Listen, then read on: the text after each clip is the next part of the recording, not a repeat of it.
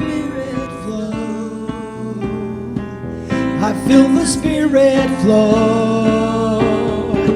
I feel the Spirit flow. I feel the Spirit flow. I feel the Spirit flow. I feel the Spirit flow. Flows to fill the vessel, takes on any form, a fountain never ending, a quiet in the storm.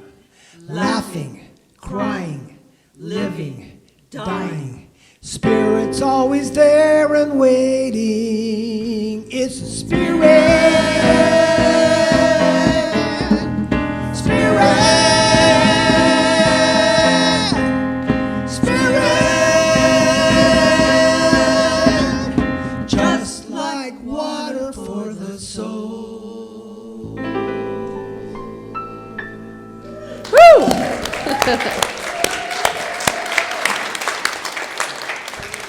Wow, thank you so much. What a perfect song for today. Hello, beloveds. So good to be out here with you for a little bit. So if you're just tuning in, or if you just, hi, welcome back. If you just came in and I haven't met you yet, I'm Reverend Elizabeth Rowley Hogue, and the topic for, or actually the seed of awakening for the month of August is nature, and today we're talking about water. And so I want to ask you, aside from the obvious, this lake that we're looking at right now, what comes to mind when you hear that word? Water. Ocean, shower, life, flow, quench. What's that? The bay. Yeah, all of that and more. That's fabulous. And so isn't it interesting that from the beginning of time, humans have actually settled along lakes, rivers, and seas, areas that actually could support life.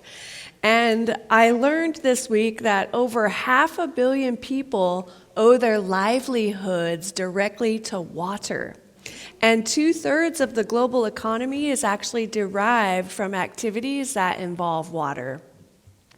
So there's approximately 1 billion people worldwide who rely primarily on water-based sources for protein. Who knew, right? This is for your trivia game later today. So we use water for what? Drinking, to quench our thirst. We use water for cleansing.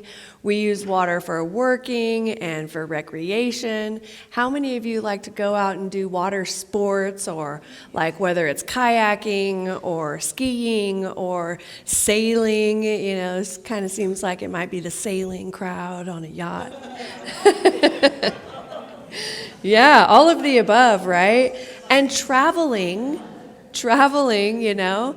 And so another interesting fact is that it is estimated that each person in the United States uses 80 to 100 gallons of water every day for what we consider to be basic needs. Isn't that fascinating?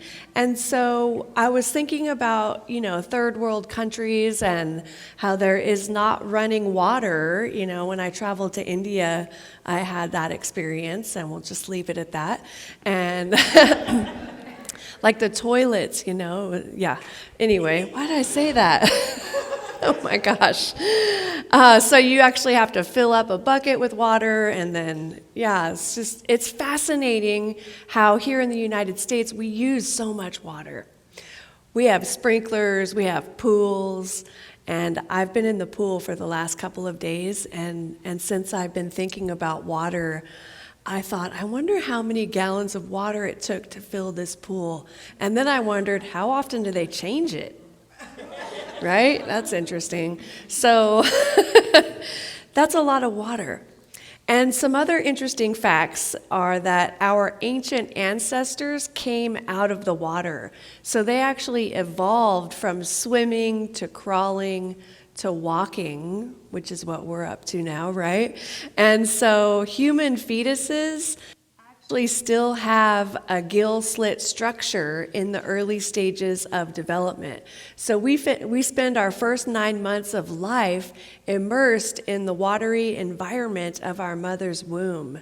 Safety, and we get our nourishment that way. And the brain is made up of 80% water, and in its mineral composition, the water in our cells is comparable to that is found in the sea. Fascinating, yes? Wow. And so, yes, I said human fetuses have gill slit structures in the early stages of development. Now, I was fascinated by this because as I started last week, kicking off the month of August with nature and our book of the month, which is The Secret Wisdom of Nature. And it's really been all about the interdependence, right? And how we're all really connected. And getting really present to that is so beautiful. So as it happens, early human embryos do have those slits on their necks that look like gills. Now, it's almost certainly because humans and fish share some DNA and a common ancestor, because not because we go through a fish stage, when in our mother's wombs as part of the development toward biological perfection, but it's just part of our becoming and becoming who we are here today. I mean, look around, beautiful beings of light and love. You are amazing. And so water is absolutely essential for health and is necessary for so many bodily functions like temperature regulation, our cellular function, and more. So clean water is definitely vital to our survival and the survival of life on this planet. So I love what Alan Watts observed, which is you didn't come into this world, you came out of it. Like a wave from the ocean. So we are not strangers here, my friends. We are not strangers here. We came up from the earth, It's powerful to think about that. When I thought about that deeply, what came to me was like earthworms. We're earth, we are spiritual beings having a human experience, but we came from the earth, right? And so how perfect and beautiful it is to remember that we are actually made up of such a great amount of water. So the average human body is 70% water. 70%. We start out our lives being 99% water, and then we were born and we're about 90% water at that time. And then by the time we reach adulthood, we are down to 70%.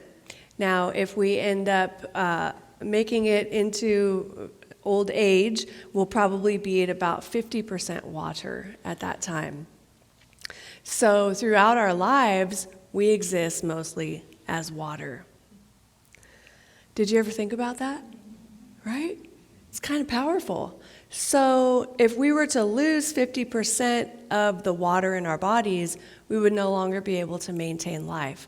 So we need water to live, and water is of the earth. So water actually carries the nutrition and nourishment through our bodies. And it goes through our blood and bodily fluids, and it circulates and nourishes our cells, and the flow of water actually enables us to live active lives, and it is the transporter of energy. It's so awesome.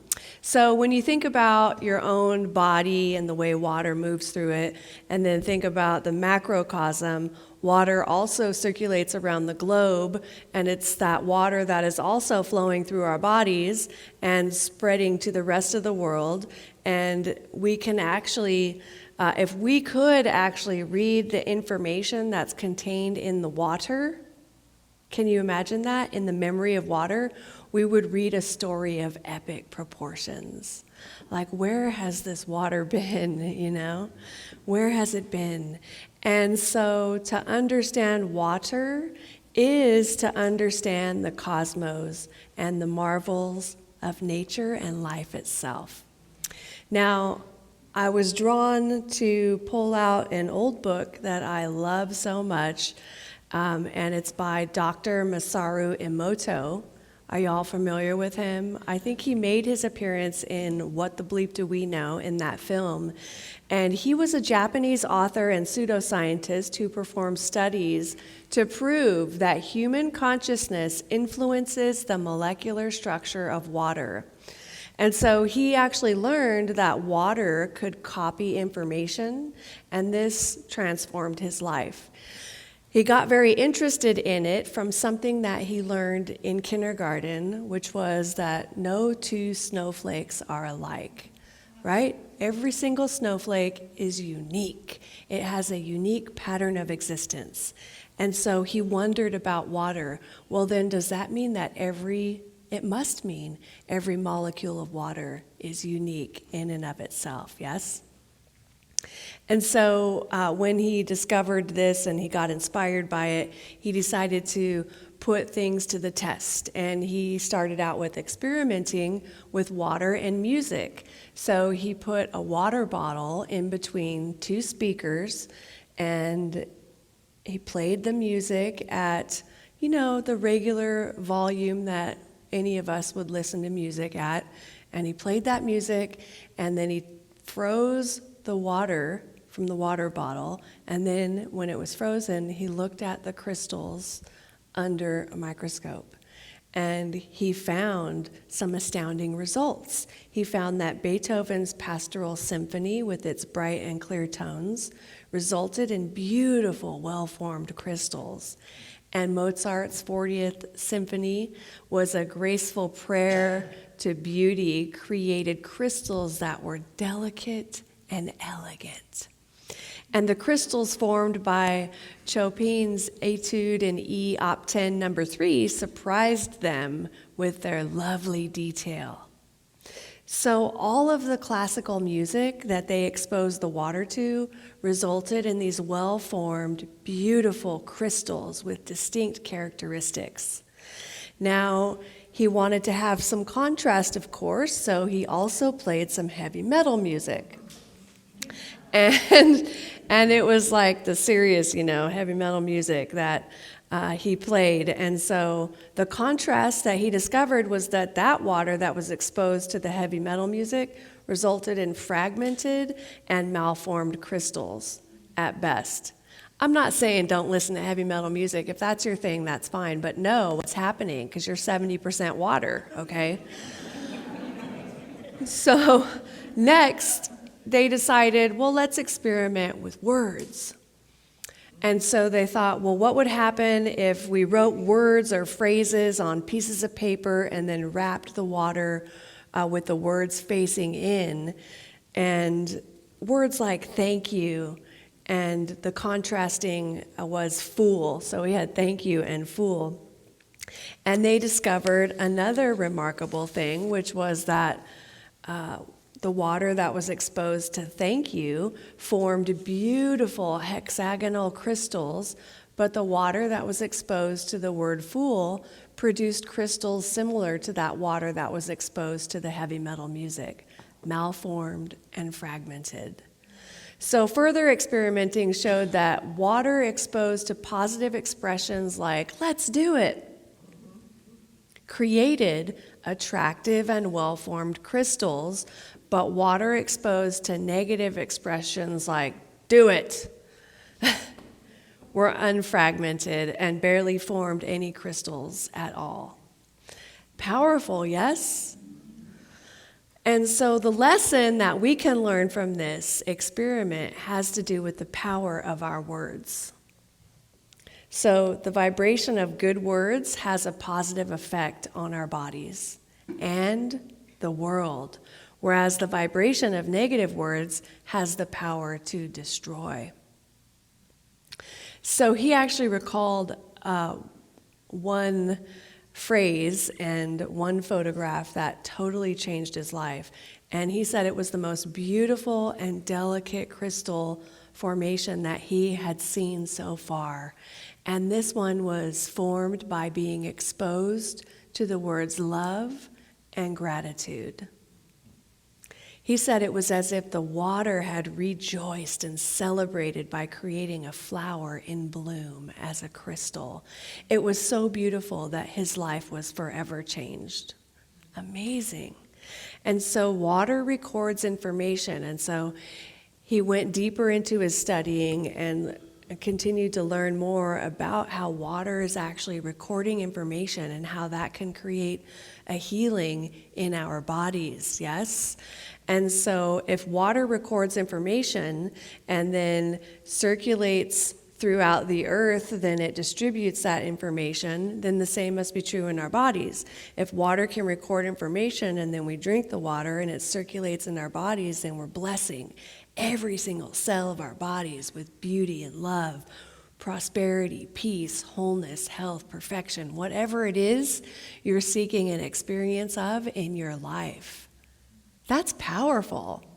You can just drink the water, right? Sometimes I know when I first got into the science of mind teaching with Ernest Holmes, it was like, I wish there was like a cream that I could just rub on, and I'm all science of minded up, and now, positivity, or just a spray. Oh. So another cool thing is there was a family that read about his experiences, right, his experiments. So he was in America, and then he went back to Japan, and they read about it in some magazine that was circulating. And they decided they were going to try an experiment of their own. And so the experiment that they chose was to get 2 jars. And in one jar, they put rice. And in another jar, they put rice. And same rice, same type of jar, same exposure, same everything, right? And then they put water into the jars. They didn't freeze the jars, but what they did is they wrote thank you on one jar, and they wrote fool on the other jar. And then they put those jars in on opposite sides of the room. Same temperature, had nothing to do with that. But what happened was the one jar that they had saying thank you, they also had their children and everyone in their family would come to the jar every day for 30 days and say thank you. And then they would go to the other jar and say fool. And so they learned at the end of 30 days that the jar that said thank you just turned a little yellow and had like a little fermentation effect to it, but it was still somewhat beautiful. But the rice jar that said fool on it was black. It had just turned black and into this sort of mushy yuckiness. Fascinating. And so what comes to mind for me in that is whenever we're speaking or thinking thoughts and speaking words of negativity about other people, about ourselves, we're actually harming ourselves. We're actually having an effect on the molecular structure of the water that is within us. So you get mad at someone cuts you off on the freeway, right? And you, Does anyone do that? Oh, yeah. That happens, but that's not affecting them at all. It's affecting you and the molecular structure of you and the molecular structure of that water within you.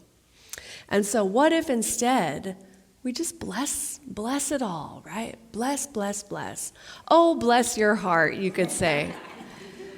And know that as you are saying that, you are actually blessing yourself. Blessing yourself. Now that takes some awareness. That takes mindfulness. We've got to be fully present and in the moment and connected to our source, yes? In such a deep and strong way that we are not pulled off by any external circumstances, and that is totally possible.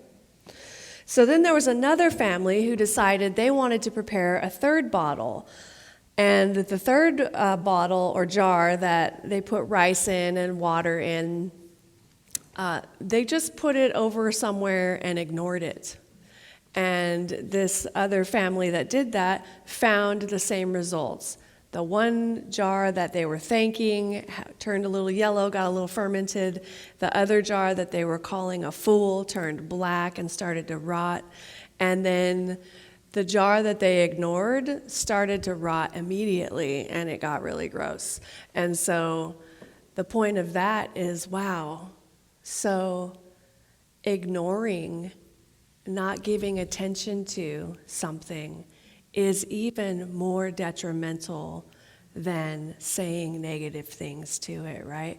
So the question for us is, what is something in my life that I haven't been paying attention to?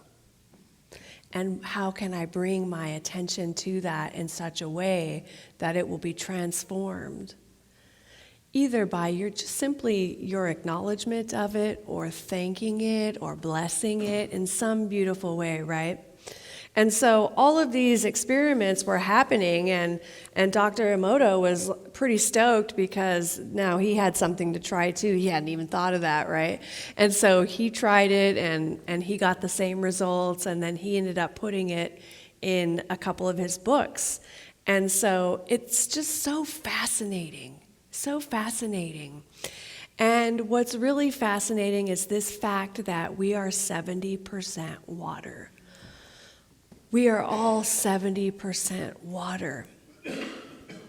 And so what is it that we want to experience in our lives? And how can we use this knowledge that Dr. Emoto has shared with us to transform our lives? Even if you're already doing that, how can we transform it and be even better at it, you know? Because there's always an up-leveling, right? There's always some area that needs a little more attention. So, in order to live happy and healthy lives, he is saying that we can purify the water that makes up the 70% of our bodies. And if human consciousness influences this molecular structure of water, and the average human body is 70% water, what is yours to do? Get to work blessing it, right? Blessing it. So what are we creating and nurturing with the words that we say to ourselves? And sometimes I think we can get caught up in trying to figure out where it came from and over-analyzing it. And we think if we understand the negativity, then we won't recreate it, but you'll just be consumed by the negativity of it. Sometimes that's called for, but sometimes, a lot of times, in fact, all that we need to do is turn it around. What are the parts of me that I need to bless? What are the parts of me that I haven't been paying attention to, or that I've even condemned? My big forehead? You get the idea, right? It's just a joke, but growing up, that was the thing for me. I didn't like my forehead. It was a 5-head. But as I got into spirituality, you know, and then I started to learn to love myself, all parts of myself, even the parts that I maybe didn't like as much, when I realized nobody else is noticing that stuff, just me. There are things that we say to ourselves, we're hard on ourselves for different reasons, right? So how can we love ourselves anyway? That is where the beauty comes in, and that is where this idea of water is so powerful. There's experiments, like it actually works, you know? And so this is how he was helping others to create healing in their bodies, healing in their physical bodies, by blessing our bodies. And so we can bless our food that we eat and eat it with mindful love and appreciation, gratitude for this earth, gratitude for the source of our supply, which is spirit, not a job, not the government, not a bank. The source of our supply is the divine, right? We could give thanks for that. And when we drink our water, drink it and know that this water, it came from this earth. Wow. just like we did. And this water is doing great work in my body, and I'm blessing this water. So I have a spiritual practice that I'm going to share towards the end for us to do every night this week. But really, anytime you drink water this week, take a moment to bless it and feel the gratitude for it and all the good that it is doing for you in your life. Does anybody here take anything like a prescription or over-the-counter drugs? Everybody, right? Like a Tylenol? Never? Okay, well, fine, that's okay. Put essential oils on. Take your vitamins. Yes, vitamins, Tylenol, prescriptions, whatever it is, right? Essential oils. You can use water to heal your body as well, right? So a pill and a prayer is what Ernest Holmes would say. And so blessing the water and saying what this water is going to do in your body, like you get to name it and claim it, right? Experiment with that and experiment with the power of your mind. You are powerful beings of light. Our thoughts and our words are so powerful. We're constantly creating. And so we each have the power to shift our reality by changing our thinking, our thoughts, our words to ourselves and to others. So Ernest Holmes observed, just as water purifies itself as it flows, so the impure stream of our mental life becomes purified by applied constructive thinking. I'm going to read that again. Just as water purifies itself as it flows, so the impure stream of our mental life becomes purified by applied constructive thinking. That means we purify our minds with right thinking, right? That's a Buddhism thing.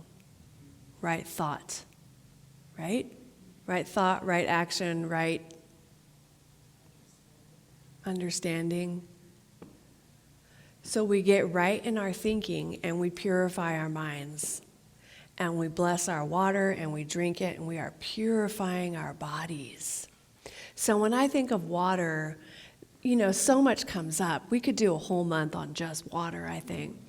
The purification of water, the cleansing of water, Jesus and the water of life, which is kind of how this started, and then it sort of evolved and into what it is today. But even thinking of that and Jesus and the water of life, so Jesus was at the well. You may be familiar with the story or not, but Jesus was at the well with the Samaritan woman, and the Samaritan woman was bringing up her water, and Jesus asked her if she could get him some water, and she said, you don't have a vessel, and he's like, I'm Jesus.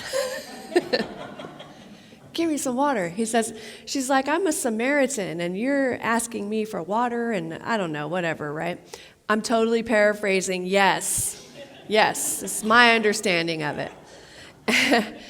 And Jesus says, hey, you can continue to drink of that water, or you can drink of the water of life, which is the Spirit within us, which is the everlasting well. Yes. And so that everlasting well of life and water within us, pure spirit, we're talking about the kingdom of heaven within, right? The kingdom of heaven that is within us, it can never be apart from us. We might take our attention off of it, but the call to action is for us to become aware of who we are and remember in every single moment that we have access to this goodness that is within us right now. No matter what happens in the external world, no matter what the conditions are that we are facing, no matter what the experiences that we see, we have access to it right now. This is the eternal wellspring of life. And so what Jesus was also speaking about with that was that, hey, you can continue to try really hard and to crank that well. It's like 30 feet down. That takes hours, right? Just for a couple of drops. Or you can go within and connect with the Spirit within you and be eternally refreshed. Oh, yes, that's what today is about, isn't it? eternal refreshment. Our thirst is quenched by the divine, the water of the divine. And so how can we improve our relationship with Spirit? How can we connect with it to a greater degree that we feel the love that we think about or dream about? It's not something that's far off. It's right here, right now, right within us. It is who we are. It is our birthright. So just as water purifies itself as it flows, so the impure stream of our mental life becomes purified by applied constructive thinking. And so, going along with the theme of Jesus, when Jesus was on the cross, I think one of the last phrases that he said was, "I thirst." He wasn't thirsting for water. Well, maybe he was. It was a rough day, right? It's a terrible day. But what he was thirsting for was his connection with God. Because he was angry. He didn't understand, He lost his footing for some time, right? And didn't understand, why is this happening? And he had become separate from Spirit. And he was thirsting for his connection with God. And then shortly after that was, "Into my hands I commit my spirit." I just got the God bumps. Woo! And that was the moment that he became connected again. Wow. So, water. Water is everywhere. Every one of us can experience the wonder of water every day by bringing our mindfulness to daily activities like drinking a glass of water, bathing, appreciating the rain that nourishes plants and cleans the air, or enjoying rivers, lakes, beaches. We're like 15 minutes from the beach, right? We can go to the beach and experience that. We can enjoy all of that. Enjoy the water this week in your home. Enjoy the water that provides the safety and nourishment for wildlife. But we're going to have a daily practice this week. And I have my water here for a demonstration. Now, every night before you go to bed, the call to action for you this week is to have a glass of water and hold the glass.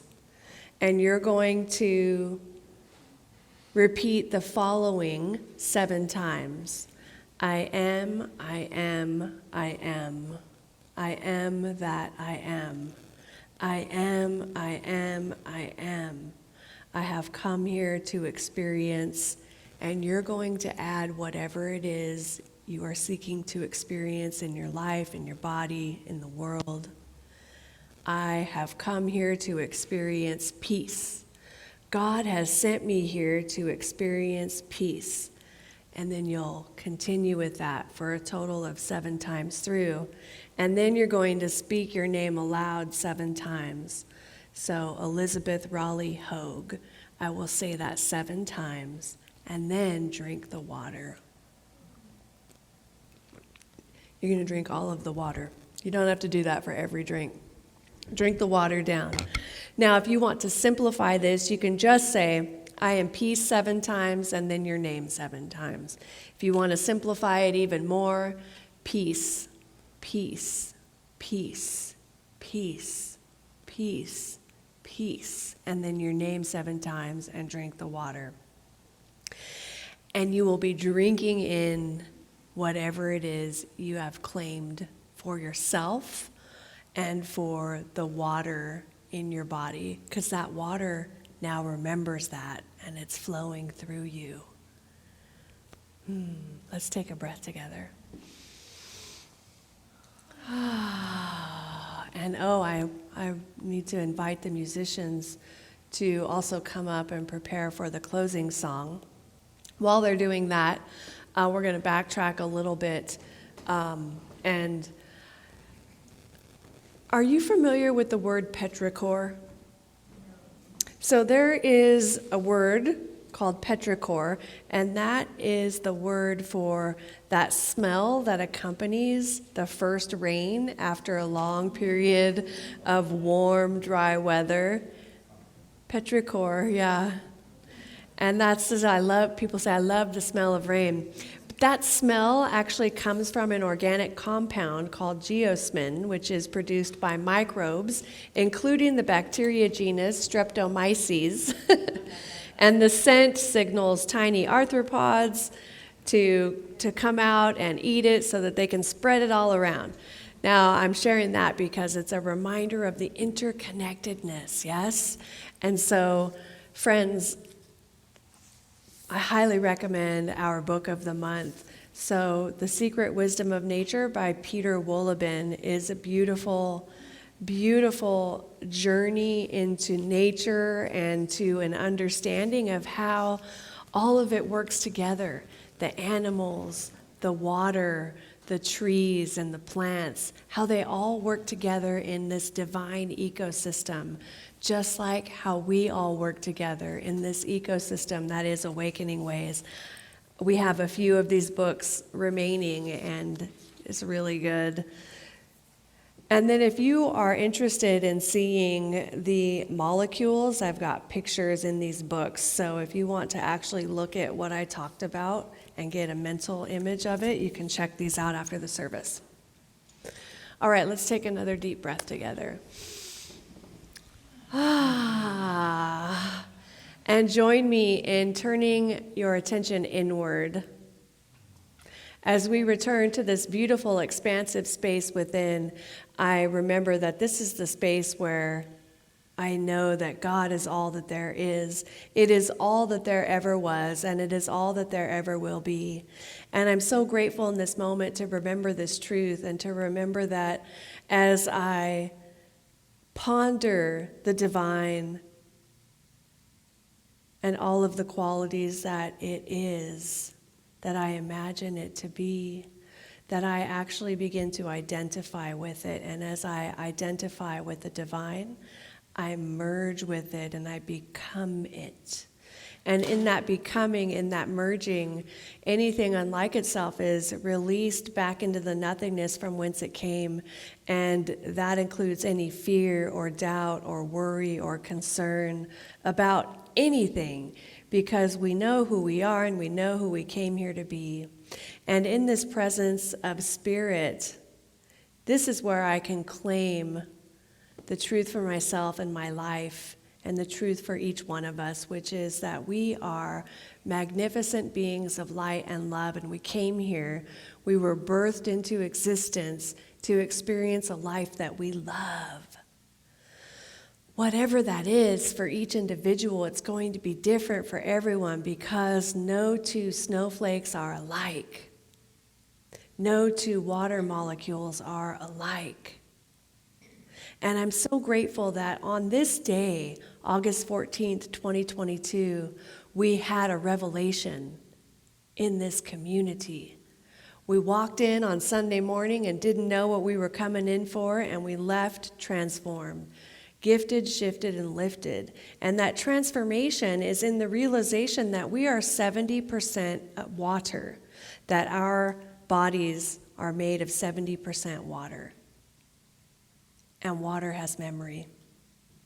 And so, knowing this, we remember that the words that we speak are actually carried through our bodies and distributed to every single cell. And so we bless our water today and every day, knowing that it is doing great, amazing work in our bodies, not just quenching our thirst or nourishing or assisting in the energy processing in our bodies, but also lighting up the cells, awakening us through awakening each cell to a greater and greater degree every day. So thank you, Spirit, for this gift. Thank you for blessing us with this beautiful day. It's a great day to be alive, and I am so grateful for all of the love in my life. I'm grateful for all of the blessings that I can count and see that I have experienced up to now, and I'm grateful for the invisible blessings that are on their way. Those blessings that I don't even know are coming, and they arrive by a knock on the door, a phone call, something comes in the mail, and it's a gift. Because life is a gift, and I am so blessed, and I am so grateful for this and so much more. I release my prayer now, knowing it is so, and so it is. And so it